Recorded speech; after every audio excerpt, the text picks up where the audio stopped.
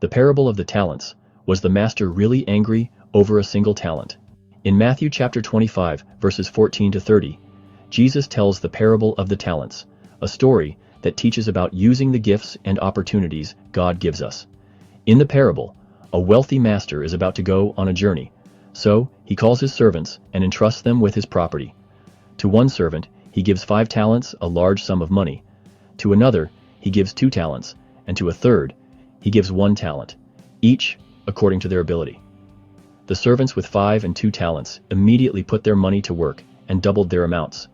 However, the servant who received only 1 talent, fearing he might lose it, buried it in the ground to keep it safe. When the master returned, he asked each servant to give an account of what they had done with the talents he had entrusted to them. The servants who had invested their talents wisely were praised by the master. He said to each of them, "Well done, thou good and faithful servant. Thou hast been faithful over a few things. I will make thee ruler over many things." But when the servant with the 1 talent came forward, he explained that he had buried it because he was afraid of the master, describing him as a hard man. The master responded sharply, "Thou wicked and slothful servant," and criticized him for not at least putting the money in the bank to earn interest. As a result, the single talent was taken from him and given to the servant with 10 talents. This parable highlights the importance of using the gifts and opportunities God has given us, no matter how small they may seem. The master's anger wasn't because of the single talent itself, but because the servant had failed to act.